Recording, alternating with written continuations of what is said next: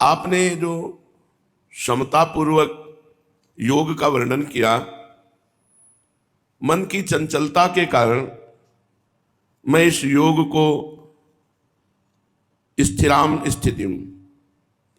स्थिति नहीं देखता हूं। बड़ा कठिन है, मन बड़ा चंचल है, बार बार संसार में जाता है। योग की प्राप्ति कैसे हो सकती है? मनुष्य के कल्याण के लिए भगवान ने गीता में खास बात बताई कि सांसारिक पदार्थों की प्राप्ति अप्राप्ति को लेकर चित्त में समता रहनी चाहिए।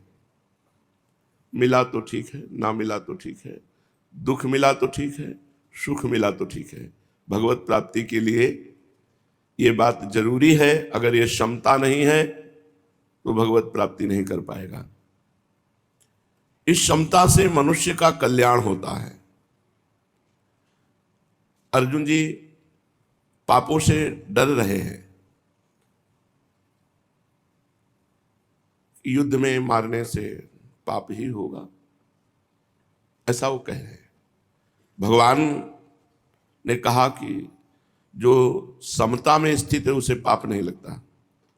जय पराजय, लाभ हानि, सुख दुख को समान समझकर आए हुए कर्तव्य को जो करता है, जैसे तुम्हारे सामने आया हुआ कर्तव्य युद्ध है, उसे करो, तुम्हें पाप नहीं लगेगा।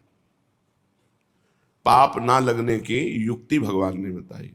सुख दुख में, लाभ हानि में, जय पराजय में समता रखते हुए अपने कर्तव्य का पालन करने से पाप का किंचित मात्र प्रभाव नहीं पड़ता। जैसे संसार में बहुत से पाप होते हैं, पर वे पाप आपको थोड़ी लगते हैं, क्योंकि उन पापों में हमारी विषम बुद्धि नहीं होती, प्रत्युत सम बुद्धि होती है। ऐसे ही समबुद्धि पूर्वक सांसारिक काम करने से कर्मों से बंधन नहीं होता। इसी भाव से भगवान ने इस अध्याय के आरंभ में कहा कि जो कर्म फल का आश्रय न लेकर कर्तव्य कर्म करता है वही सन्यासी है और वही योगी है। कर्मफल त्याग की सिद्धि भगवान ने समता बताई। सुख दुखे समे कृत्वा लाभा लाभो जया जयो। सुख दुख में, लाभ हानि में, जय पराजय में जो सम है, इस समता की प्राप्ति के लिए भगवान ने वर्णन किया। अब अर्जुन अपनी मान्यता प्रकट करते हैं। योयम योगस्त्वया प्रोक्ता साम्येन। अर्जुन अपनी मान्यता बताई कि आपने इतनी बातें बताई, प्रशांत मनसा होना चाहिए, स्थिर बुद्धि होनी चाहिए, ब्रह्मचर्य व्रत होना चाहिए, सब में भगवान को देखे, भगवान में सबको देखे। यो माम पश्यति सर्वत्र सर्वम च मयि पश्यति तस्याहम न प्रणश्यामि सच में न प्रणस्थिति। सर्वभूत स्थित अपने को देखे, सब भूतों को अपने में देखे। तो एतस्याहम न पश्यामि चंचलत्वा स्थितिम स्थिराम। अर्जुन कह रहे हैं कि मैं बड़ा मुश्किल समझता हूं, मन की चंचलता के कारण ये सब कर पाना मुझे कठिन दिखाई देता है। तात्पर्य है कि जब तक मन की चंचलता का नाश नहीं होगा तब तक भजन सिद्ध नहीं होगा, और भजन सिद्ध हुए बिना भगवत प्राप्ति नहीं होती। तो अर्जुन कह रहे हैं मुझे लगता है कि बड़ा कठिन है। आगे के श्लोक में कह रहे हैं चंचलम ही मनः कृष्ण प्रमाथि बलवदृढ़म तस्याहम न निग्रहम मन्ये वायोरिव दुष्करम। कारण कि हे कृष्ण, ये मन बड़ा ही चंचल है, ये प्रमथनशील, मथ डालता है, हृदय को मथ कर अपनी मनमानी करवा लेता है। ये दृढ़म जिद्दी स्वभाव का है, बलवत बलवान है। इसको रोकना मैं ऐसा समझता हूं जैसे आकाश स्थित वायु, तूफान आ रहा है, तूफान को रोकना जितना कठिन है उतना ही इस चंचल मन को रोकना मैं कठिन समझता हूं। चंचलम ही मना कृष्ण प्रमाथि बलवत दृढ़म। यहां भगवान को कृष्ण संबोधन देकर अर्जुन मानो ये कह रहे हैं कि हे नाथ, आप ही कृपा करके इस मन को खींच कर अपने में लगा दें। कृष्ण माने जो सबको आकर्षित कर रहा है, सबको खींच रहा है, कर्षण कर रहा है। तो ये मन लग सकता है मेरे से तो इसका वश में होना बड़ा कठिन है, क्योंकि मन बड़ा ही चंचल है। चंचलता के साथ साथ ये प्रमाथि प्रमथन स्वभाव वाला है, अर्थात साधक के हृदय में इतनी विचलता पैदा कर देता है कि उसको मन की बात माननी ही पड़ेगी। चंचल है, प्रमाथि है, और दृढ़म बड़ा जिद्दी स्वभाव का है, और बलवत बड़ा बलवान है। बड़ा बलवान जिद्दी स्वभाव का प्रमथनशील ये चंचल मन जब तक वश में नहीं होता तब तक भजन सिद्ध नहीं होता, जब तक भजन सिद्ध नहीं होता तब तक भगवान की प्राप्ति नहीं होती। भगवान ने काम के रहने के 5 स्थान बताए। काम माने समस्त कामनाएं, इंद्रियां, मन, बुद्धि, विषय और स्वयं की स्वीकृति। मैं अमुक विषय भोगूंगा, इसमें काम रहता है, अंतःकरण के अहम में। वास्तव में काम अंतःकरण के अहम में रहता है, मैं तत्व ब्रह्म में नहीं। जो अंतःकरण में है, मन, बुद्धि, चित्त, अहंकार, इसमें रहता है। इंद्रियां, मन, बुद्धि तथा विषयों में इसकी प्रतीति होती, मूल ये अहंकार में वास करता है। काम जब तक स्वयं से निवृत्त नहीं होता तब तक ये काम समय समय पर इंद्रिय आदि में प्रतीत होता रहता है। जब स्वयं से निवृत्त हो जाता है तब इंद्रियों में ये नहीं दिखाई देता। कोई भी इंद्रिय हलचल नहीं करेगी जब स्वयं से निष्काम हो जाएगा। इससे ये सिद्ध होता है कि जब तक स्वयं में काम रहता है तब तक मन साधक को व्यथित करता रहता है। अतः यहां मन को प्रमाथि बताया है, प्रमथन स्वभाव वाला, विचलित कर देने वाला। ऐसे ही स्वयं में काम रहने के कारण इंद्रियां साधक के मन को व्यथित कर देती हैं। इसलिए दूसरे अध्याय के 60वें श्लोक में इंद्रियों को भी प्रमाथि बताया कि इंद्रियाणि प्रमाथीनि हरन्ति प्रसभम मनः। इंद्रियां इतनी बलवान हैं, प्रमथन स्वभाव की हैं कि विचलित करके मन का अपहरण कर लेती हैं और मन साधक को भ्रष्ट कर देता है। तात्पर्य यह हुआ कि जब कामना और मन इंद्रियों में आती है तब साधक व्यथा को प्राप्त हो जाता है। इसी व्यथा को जो सह गया उसको महात्मा बन जाता है। यम ही न व्यथयन्ते पुरुषम पुरुषर्षभ सम दुख सुख धीरम स्वमृतत्वाय कल्पते। जो मन और इंद्रियों के द्वारा दी हुई व्यथा को राधा राधा राधा राधा सह गया और गलत आचरण नहीं किया, वही उत्तम साधक होता है।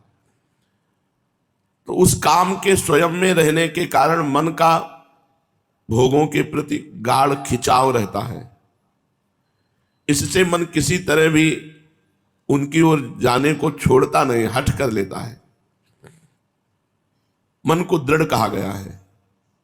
मन की दृढ़ता बहुत बलवती होती है, साधारण नहीं। अतः मन को अर्जुन जी ने दृढ़ कहा, बलवान कहा, प्रमथन स्वभाव वाला कहा। मन बड़ा बलवान है जो साधक को जबरदस्ती विषयों में ले जाता है। शास्त्रों ने तो यहां तक कह दिया कि मन ही मनुष्यों के मोक्ष और बंधन में कारण है। मन एवं मनुष्याणाम कारणम बंध मोक्षयो। भगवान में लगा हुआ मन मोक्ष का कारण है और विषयों में लगा हुआ मन बंधन का कारण है। परंतु मन में ये प्रमथनशीलता, ये दृढ़ता, ये बलवत्ता तभी तक रहती है जब तक साधक अपने में काम को देखता है। और जिस दिन अपने में काम ना देखेगा, मन में, इंद्रियों में देखेगा तो रोक लेगा।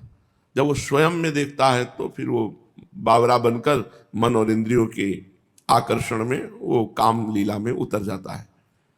जब साधक स्वयं में काम नहीं देखेगा तब पदार्थों का, विषयों का कितना ही संसर्ग हो, आपको सच्ची कहते खूब भजन करो, भोजन कम पाओ, शरीर को शिथिल रखो, पास में विषय भोगो तो भी भोगने की इच्छा नहीं होगी। इसमें ज्यादा बुद्धि लगाने की जरूरत नहीं है, डट के भजन करने की जरूरत है। आहार कम करो, बिल्कुल कम करो, बिल्कुल ना नहीं पर बिल्कुल कम करो। संभाल संभाल के कदम रखना पड़े इतने, जवानी तो ऐसे काटनी चाहिए, ये चर्बी नहीं चढ़नी चाहिए शरीर में, मोटापा नहीं बढ़ना चाहिए, हड्डी हड्डी दिखाई देनी चाहिए जवानी में। जवानी में साधक को तप संलग्न रहना चाहिए, जितना वीर्य बचे भूख उसको चबा जाए, क्षुधा उस चर्बी को चबा जाए, एक एक हड्डी शरीर की गिन ली जाए, ऐसा साधक होना। और ऐसे साधकों का चेहरा बड़ा लावण्यमय प्रकाशमय होता है। यहाँ गले से नीचे देखो तो देखने लायक नहीं, हड्डी हड्डी, और ऊपर चेहरा देखो तो चंद्रमा की भांति शीतलता प्रदान करते हुए अद्भुत शोभा संपन्न होगा, क्योंकि उसके अंदर साधना है। जवानी तो बहुत सावधानी से बितानी चाहिए। भोजन, सब साधना का आधार भोजन है।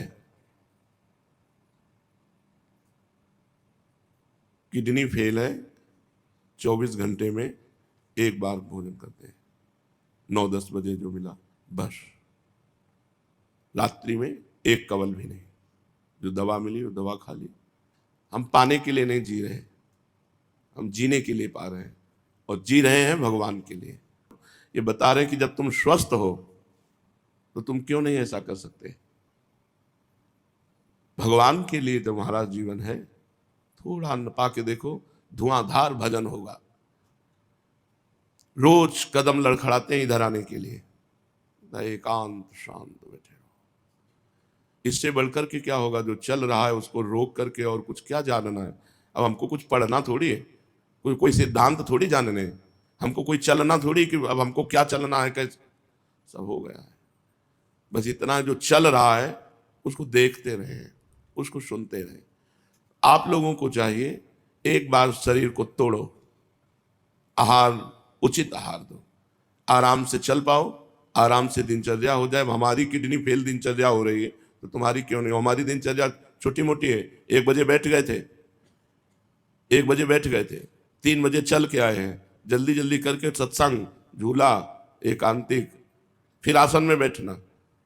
ऐसी दिनचर्या थोड़ी होती साधु की। 1 मिनट का समय नहीं, 1 मिनट का समय नहीं। कभी ऐसे नहीं कि व्यर्थ बैठे हुए चलो हंसी मजाक हो, 1 मिनट नहीं। आप लोगों को तो पूरा का पूरा समय है। अगर स्वयं के भोक्ता बनोगे तब तो फिर गड़बड़। स्वयं में कोई नहीं, भूख को अन्न चाहिए, जिस इंद्री को जितना विषय धर्मयुक्त चाहिए उतना दे दो थोड़ा, और खूब भजन करो। भजन से सब मन शांत हो जाएगा। भजन नहीं करोगे तो सुन लो और सुना लो, कोई फर्क नहीं पड़ेगा इस मन पे। बहुत बलवान मन है, बलवान है, दृढ़ है, चंचल है, विषयगामी है। मन की चंचलता तभी तक बाधक होती है जब तक स्वयं में कुछ भी कामना का अंश रहता है, काम का अंश रहता है। काम का अंश ऐसा बना लो शरीर की भोग लायक ही न रहे, भोग लायक ही न रहे। हाथ उठा के इधर रखने में परेशानी महसूस हो, करवट लेने में थकान महसूस हो, इतना क्षीण कर दो शरीर को, तो देखो अध्यात्म बल जागृत हो जाएगा।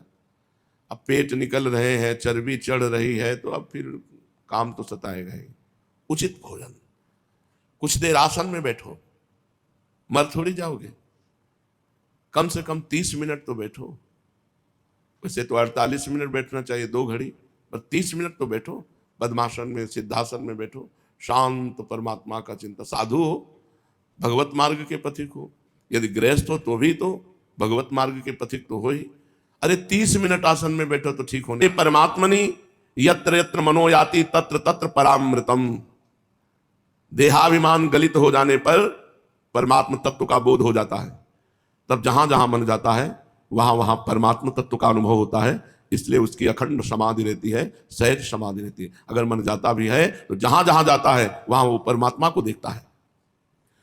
तस्याहम निग्रहम मन्ये वायुरिव सुदुष्करम। अर्जुन जी कह रहे हैं मन बड़ा बलवान है, बड़ा दृढ़ है, प्रमथन स्वभाव वाला है, चंचल है, इसको रोक लेना बहुत कठिन समझते हैं। जैसे आकाश में विचरण करते हुए वायु को कोई मुट्ठी में नहीं पकड़ सकता, ऐसे ही विषयों में विचरण करते हुए मन को कोई नहीं पकड़ सकता। इसका निग्रह करने को मैं महान दुष्कर मानता हूं। अब भगवान बोले असंशयम महाबाहो मनो दुर्निग्रहम चलम अभ्यासेन तु कौन्तेय। यही वैराग्येण च गृह्यते। वैराग्य, जितने से काम चल जाए, रोटी दाल सब्जी काम जाए, आधा पेड़ा एक पेड़ा दे दो जो घर का बना हुआ अपने, बस। भजन करना है या पहलवानी करना है? भजन करना है। भजन करना है तो भगवान कह रहे हैं अभ्यासेन तु कौन्तेय वैराग्येण च गृह्यते। अर्जुन महाबाहु, तुम ठीक कह रहे हो, असंशयम, इसमें कोई संशय नहीं है। ये मन बड़ा चंचल है और इसको रोक लेना, इसको निग्रह कर लेना बड़ा कठिन है। ये तुम्हारा कहना बिल्कुल ठीक है, परंतु हे कुंती नंदन, अभ्यास और वैराग्य के द्वारा इसको वश में किया जा सकता है। असंशयम महाबाहु मनो दुर्निग्रहम चलम। महाबाहु का संबोधन वीरता से है। तुम वीर पुरुष हो, तुम बस में कर सकते हो। ये अर्जुन के लिए नहीं कह रहे, सबके लिए कह रहे। भगवान के अंश हो, भगवान ने तुम्हें भगवत प्राप्ति के लिए पूरी सामग्री दी है। इसको अभ्यास के द्वारा और वैराग्य के द्वारा, दो जरूरी है। अभ्यास करते हुए कभी उकताना नहीं चाहिए, धैर्यपूर्वक वीरतापूर्वक। चंचलता के कारण मन का वश में करना बड़ा कठिन बताया। उसी बात पर भगवान कहते हैं कि तुम जो कहते हो वो असंशयम, एकदम ठीक है, निसंदिग्ध बात, इसमें असंशयम कोई संशय नहीं है। मन बड़ा चंचल है, इसको वश में करना बड़ा कठिन है, पर वश में किया जा सकता है। तू माने परंतु इसे वश में किया जा सकता है। कैसे? अभ्यासेन तु कौन्तेय वैराग्येण च गृह्यते। अर्जुन की माता कुंती बहुत विवेकवती तथा भोगों से विरक्त रहने वाली है, इसलिए कुंती माता का संबंध स्थापित करते हुए कौन्तेय कह के भगवान ने कि तुम एक महापुरुष के बेटा हो, ऐसा ना कहो कि तुम मन को वश में नहीं कर सकते। कुंती ने भगवान श्री कृष्ण से विपत्ति पल पल में मांगी थी कि हर पल विपत्ति रहे। ऐसे तुम मां के बेटे हो कि जो हर पल विपत्ति मांगती है। ऐसा वरदान मांगने वाला इतिहास में नहीं मिलता कि जो भगवान से दुख और विपत्ति मांगे। इसलिए भगवान ने कौन्तेय संबोधन देकर भगवान अर्जुन को कुंती माता की याद दिलाते हैं कि जैसे तुम्हारी माता कुंती बड़ी विरक्त है, ऐसे ही तुम भी संसार से विरक्त होकर परमात्मा में लगो। मन को संसार से हटाकर परमात्मा में लगाओ। भगवान ने दो बातें बताई, अभ्यास और वैराग्य। अभ्यास, पीछे 8 सूत्र बताए गए थे अभ्यास के। अपने लक्ष्य से मन हटकर जब जाए तो उसे बार बार हटा करके लक्ष्य में लगाना, या जहां मन जाए वहीं भगवान का भाव करना। इस तरह से 8 सूत्र बताए गए थे। तो अभ्यास बार बार करने से सिद्धि प्राप्त हो जाती है, अर्थात मन वश में हो जाता है। नियत समय पे, पहले आज भी उतने समय स्नान होता है पर वो दिनचर्या नहीं है। 2 बजे दोपहर के स्नान करके बैठ जाते थे आसन में, तो स्नान करते ही नशा चढ़ जाता था। अगर हमें किसी से बात करनी पड़ती थी तो हमारी आंखें नहीं खुलती थी, समाधि की तरफ हमारी वृत्ति हो जाती थी, शांत एकदम। समय का इतना बड़ा प्रभाव कि उस समय ध्यान का है, अगर आवश्यकता पड़ी बात करने की तो बात करने की हिम्मत नहीं होती थी, बार बार मन डूब जाता था। नियत समय पर निरंतर नाम रूप लीला धाम। अपने पास अस्त्र हैं, जैसे एक अस्त्रवेत्ता के पास तूड़ीर में बहुत से बाण होते हैं, ऐसे साधक के पास मन को लगाने के लिए बहुत सी बातें होनी चाहिए। वो एक बात में नहीं लगेगा। पवित्र मंत्र चल रहा है, देखा कि मंत्र से थक रहा है, राधा वल्लभ श्री हरिवंश, राधा वल्लभ श्री हरिवंश, राधा वल्लभ श्री, देखा इसमें भी अरुचि कर रहा है, चलो चतुराशी जी में, चलो सुधा निधि में, चलो सेवक वाणी में। देखा इसमें भी थक रहा है, कहीं लगने, चलो सत्संग सुनते हैं। हमारे पास ऐसे बाण होने चाहिए, जैसे एक अस्त्रवेत्ता के पास एक बाण काम नहीं किया तो दूसरा बाण, तीसरा बाण, चौथे में तो लग ही जाएगा। ऐसे हमारे पास कई सूत्र होने चाहिए। जब कहीं नहीं लग रहा तो फंसा दिया, राधा राधा राधा राधा राधा राधा राधा नाम में फंसा दिया। हमको इसको छोड़ना नहीं है, बख्शना नहीं है। नियत समय पर आसन में बैठने का अभ्यास और निरंतर इसको भगवान में लगाने का अभ्यास। इसको नशा चढ़ जाएगा, और जिस दिन मन ने पकड़ लिया मंत्र और नाम, फिर आप निहाल हो जाओगे, आपको निहाल कर देगा। इसका स्वभाव है, जिसे पकड़ता छोड़ता नहीं। जैसे विषयों को पकड़ा तो छोड़ नहीं रहा, और एक बार भगवान के नाम रूप को पकड़ा दो और ये पकड़ ले सही ढंग से, फिर आप विषयों में बैठे रहो तो भी नहीं, विषयों में बैठे रहो तो भी मन विषय में नहीं जाएगा। जैसे मंदिर में बैठे रहो तो भी भगवान में मन नहीं जाएगा, विषय में ही जाएगा। ऐसे विषयों में बैठे रहो तो मन भगवान में ही जाएगा। एक बार इसे पकड़ाओ अभ्यास के द्वारा, और वैराग्य निरंतर लगाया जाए, रोजाना लगाया जाए, हर क्षण लगाया जाए। कभी अभ्यास किया कभी नहीं किया, ऐसे कोई योग सफल नहीं होता। तात्पर्य है अभ्यास निरंतर करना। आनंद आ रहा है कि नहीं आ रहा, सिद्धि आ रही कि नहीं आ रही, भगवान आ रहे हैं कि नहीं आ रहे, हमारा मन लग रहा है कि नहीं, बस ये तो सब अपने आप आ जाएगा। ये फल है कर्मण्येवाधिकारस्ते माँ फलेषु कदाचन। ये सब फल का चिंतन ना करो, नहीं तो मन उकता जाएगा, मन निराश हो जाएगा। यार इतने दिन से मेहनत कर रहे हैं, कोई दिव्य स्वप्न भी नहीं आ रहा है, भगवान की तो बात जाने दो, कोई अच्छा स्वप्न भी नहीं आ रहा है, परेशान। हमें परेशान नहीं होना। हमारा कर्तव्य है बार बार विषय में जाते हुए मन को हटाकर प्रभु में लगाना। बस हमें अपने कर्तव्य की तरफ देखना, प्रभु अपना जाने। तात्पर्य है अभ्यास निरंतर होना चाहिए, अपने साधन में महत्व होना चाहिए। इस तरह अभ्यास करने से अभ्यास दृढ़ हो जाता है। अपना जो लक्ष्य बनाया उसमें मनोवृत्ति को लगाए, दूसरी वृत्ति आ जाए, दूसरा कुछ भी चिंतन आ जाए, उसकी उपेक्षा कर दे, उदासीन हो जाए। कोई घटना, कोई परिस्थिति, कोई भोग, आवश्यक थोड़ी कि केवल भोगों की तरफ ही मन जाए। कोई घटना तुम्हारे मन को घसीट सकती है, कोई भोग भगवान से विमुख कर सकता है। तो जहां जहां मन चला जाए वहां वहां से अपने मन को अपने लक्ष्य में लगाओ। जब साधक ध्यान करने बैठे तब सबसे पहले श्वासों को खींचे और छोड़े। जब भजन के लिए बैठे जरूर करो यार, आसन में बैठो, करके देखो, बहुत लाभ मिलेगा। सीधी श्वास के, अब भगवान के भजन में, भगवान के ध्यान में लग रहा हूं, भगवान का चिंतन करना प्रारंभ करे। और जब जब मन जहां जहां जाए वहां से हटा हटा करके प्रभु में लगाने की कोशिश करे, या जहां जहां मन जाए वासुदेवा सर्वम सब में भगवान है, ऐसी भावना करे। भगवान के नाम का जप करे, पर जप में दो बातों का ख्याल रखे। ये बहुत अनुभव की बात बताई जा रही। आप ध्यान देना, जल्दी जल्दी नाम जपने में, नाम जब चल रहा हो मन भाग जाएगा, और उसको ब्रेक में लगाओ और धीरे से लाओ। राधा राधा, अब वो विचलित होगा। अब इतने में हम लिख दिए पूरा राधा राधा। अब अपने तो बता रहे हैं, पूरा मंत्र पूरा प्रारंभ से लेकर के अंतिम तक पूरा ऐसे लिखा, पूरा दिखाई देना चाहिए। हर बार हर जप में हर बार मंत्र पूरा लिखना है, हर बार पूरा मंत्र दर्शन करना है और मंत्र सुनना है। भागने का चांस ही नहीं रहता। अब राधा राधा राधा राधा राधा राधा राधा, अब ये पूरा प्लानिंग करता रहेगा, राधा राधा चलता रहेगा। कह रहे हैं कि नाम जब करे पर दो बातों का ख्याल रहे। एक तो नाम के उच्चारण को पूरा सुनाई देना चाहिए, और दूसरा नाम के जप में अंतराय बीच में नहीं आना चाहिए। राधा राधा, इतने में एक राधा और हम बोल सकते थे, खाली नहीं जाना चाहिए। लंबा खींचो, अंतराय मत रखो, सुनो और देखो। उसी नाम को देखो लिखा है कि नहीं सामने तुम्हारे, उसी को सुनो। बहुत आराम से जपना। कोई गिनती से भगवान मिलते हैं क्या? भगवान गिनती से नहीं मिलते। सब गिनती फिनती तो शुरुआत की बातें हैं। मन को डुबाना है। माला तो कर में फिरे, जिभ्या फिरे मुख माही, मनुआ तो चौदिस फिरे, ये तो सुमिरन नाही।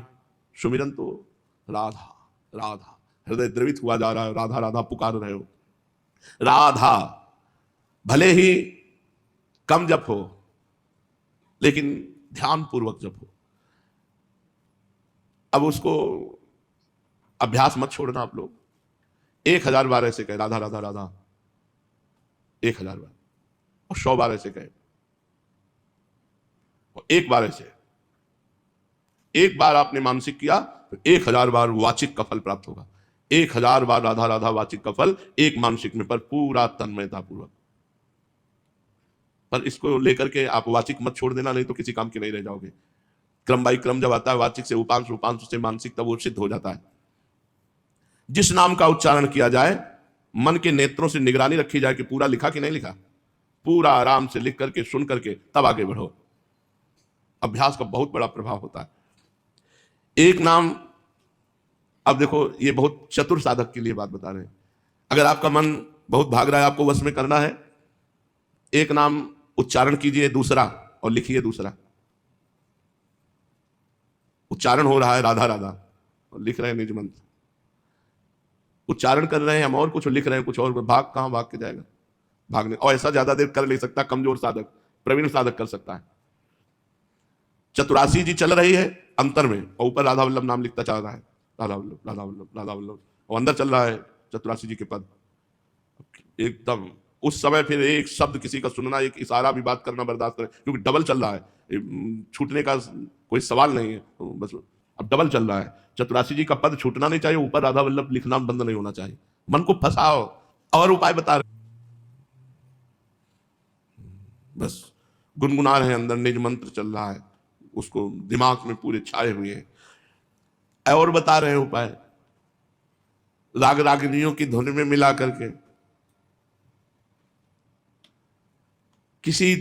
किसी भी ध्वनि में, फिल्मी ध्वनि में ही सही, जोड़ लिया उसको, अपना मन जिस ध्वनि में लग रहा है उसी ध्वनि में जोड़ लिया और राग रागिनी ध्वनि में लेकर के उसको गान कर, बार बार गान कर।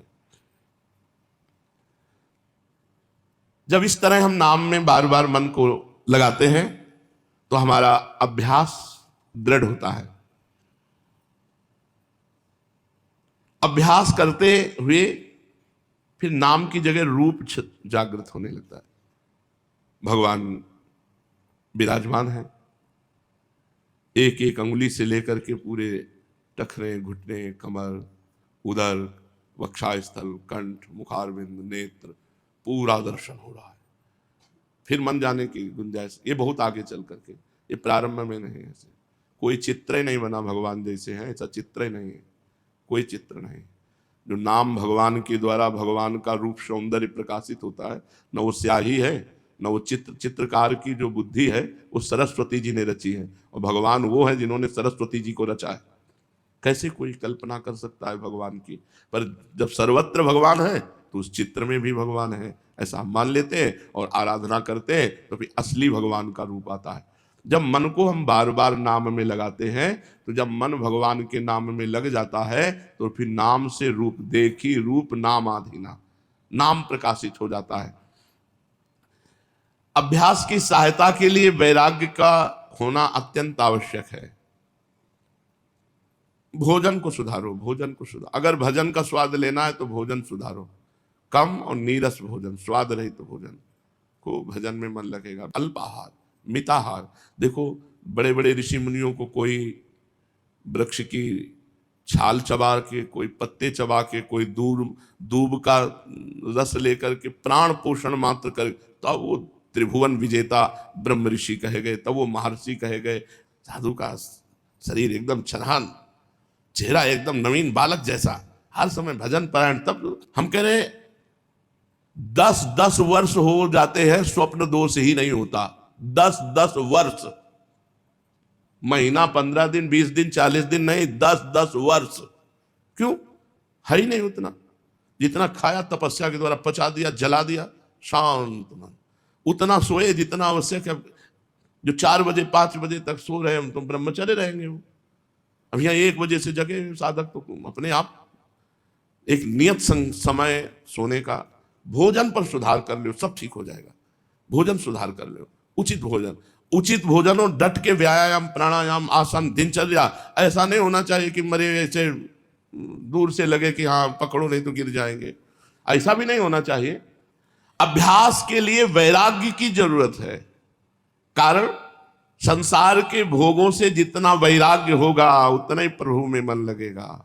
जितना वैराग्य होगा, संसार का राग सर्वथा हट जाने पर खूब सुखपूर्वक भगवान का चिंतन होता है। पुराने संस्कारों के कारण कोई भी भोग स्फुरना हो जाए, तुरंत उसकी उपेक्षा करो, उससे वैराग्य करो। न उसमें राग करो, न द्वेष करो, वैराग्य करो, फिर वो स्फुरना अपने आप मिट जाएगी। इस तरह अभ्यास और वैराग्य से मन का निग्रह हो जाता है, मन पकड़ में आ जाता है। देखो संसार प्रतिक्षण नाश की हो जा रहा, कब मृत्यु हो जाए क्या पता। काल है और हम सब काल के गाल में हैं। जैसे हरिवंश प्रपंच बंच सब काल ब्याल को खायो, यह जिए जान श्याम श्यामा पद कमल संगी सिरनायो। संसार प्रतिक्षण नाश की ओर जा रहा है, कब नाश हो जाए पता नहीं। संसार प्रतिक्षण नाश की ओर जा रहा है और अपने स्वरूप का कभी नाश नहीं होता। अतः संसार हमारे साथ नहीं और हम संसार के साथ नहीं। जैसे बाल्यावस्था बदली, युवावस्था आई, न बाल्यावस्था हमारे साथ रही, न हम बाल्यावस्था के साथ रहे, न युवावस्था हमारे साथ रहेगी, न हम युवावस्था के साथ रहे। कोई भी अवस्था, कोई भी परिस्थिति हमारे साथ टिकाऊ नहीं, सब बदलती नजर आती है। इसलिए विचारवान बनो और शरीर संसार से वैराग्य धारण करो। अपने कहलाने वाले जितने कुटुंबी हैं, संबंधी हैं, वे हमसे अनुकूलता की इच्छा रखते हैं, हमें अनुकूलता देना नहीं चाहते।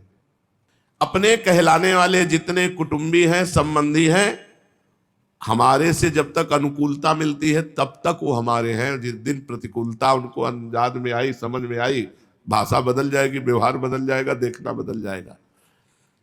अपनी शक्ति, अपनी सामर्थ्य, अपनी योग्यता के अनुसार व्यवहार कर लो, लेकिन उनसे अनुकूलता मत चाहो। अनुकूलता दे दो और विरक्त रहो अपने कर्तव्य के अनुकूल। भाई बहन परिवार गृहस्थी में हो, सबको अनुकूलता दे दो, उनको अनुकूलता चाहिए, और आप अपने आप को भगवान को दे दो। आप भजन करो, सबको अनुकूलता दो, किसी से अनुकूलता ना चाहो, सच्चे भजनानंदी बन जाओगे। हमें परेशानी तब होती है कि हमने इसके साथ इतनी अनुकूल बात की और ये हमारे साथ ऐसा व्यवहार करता है, ये हमसे नम्र होकर बात नहीं करता, जबकि हमने इतना इसके साथ किया। ये नहीं, हमारा कर्तव्य था, हमने कर दिया, बस दूर। राग रहित होकर हमारा जीवन भगवान के लिए है, हमारा कर्तव्य है, इसलिए हम आपके साथ ऐसा व्यवहार किए। हम कोई आपसे थैंक यू चाहने के लिए व्यवहार नहीं किया। इस तरह अपने सामर्थ्य के अनुसार यदि समाज की, परिवार की सेवा कर दोगे तो तुम्हारे पाप नष्ट हो जाएंगे, तुम्हारा राग नष्ट हो जाएगा। उनसे कुछ चाहना नहीं, नहीं तो नया राग पैदा हो जाएगा। इस वैराग्य से जितने भी दोष पाप दुख पैदा होते हैं वे सभी संसार के राग से पैदा होते हैं, और जितना सुख शांति मिलती है वो सब वैराग्य से मिलती है। ऐसा विचार करके वैराग्य और अभ्यास के द्वारा अपने मन को भगवान में लगाओ। भगवान करुणा करके स्वयं उपाय बता रहे हैं। अगर भजन करना है तो भोजन संभाल लो, आपका सब कुछ संभलने लगेगा। शास्त्रों में वर्णन है, यदि आपकी 9 इंद्रियां कब्जे में है और 1 इंद्री रसेंद्री ये कब्जे में नहीं, तो आप जितेंद्री नहीं माने जाओगे। वो आप केवल 1 इंद्री को कब्जे कर लो, रसेंद्री को, तो आप जितेंद्री माने जाओगे। उचित भोजन पाओ, जितने से आपकी दिनचर्या बढ़िया चलती रहे, और दिनचर्या में बाधा नहीं पड़नी चाहिए। दिनचर्या में बाधा पड़ने का मतलब है भगवत प्राप्ति में बाधा। अपनी दिनचर्या को भगवान की प्राप्ति के लिए जो हमें गुरुदेव ने दी है, हमें उसको 1-1 मिनट वैसे ही चलाना, नित्य चलाना, निरंतर चलाना है। और अंदर अंदर नाम के कई उपाय बताए गए जपने के।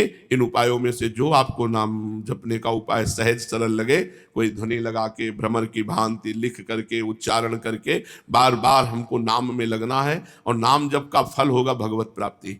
आप फल की चिंता ना करें, आप जप की चिंता करें। जितना अधिक जप करेंगे उतना ही संसार से वैराग्य होता चला जाएगा। जप का अभ्यास ही वैराग्य पुष्ट कर देगा। पर भोजन सुधारो। जिसने बाजार का भोजन खाना बंद कर दिया, पहला नियम, वो भोजन में अपने आप को संभाल सकता है। और जो बाजार के बने हुए पदार्थ, जो तैयार हालत के, उनको जो पाता है वो भजन वजन नहीं हो सकता। रजोगुणी तमोगुणी आहार खा के भजन नहीं होता। सात्विक आहार, अपनी कुटिया में बना हुआ दाल रोटी सात्विक भगवान को भोग लगाकर पवित्र भाव से कम मात्रा में पाओ, देखो खूब भजन चले। और कम मात्रा में पाकर आसनों में बैठो, आसन में बैठ करके मंत्राकार वृत्ति करो, भगवदाकार वृत्ति करो। समय नहीं है, कब मृत्यु वरण कर ले कुछ पता नहीं। खेल खेल में प्राण चले जाते हैं, और ये मनुष्य जन्म बार बार नहीं मिलता। और इस मनुष्य जन्म का फल है कि हम इसी जन्म में भगवत प्राप्ति कर लें। शेष चर्चा आगे। श्री राधा।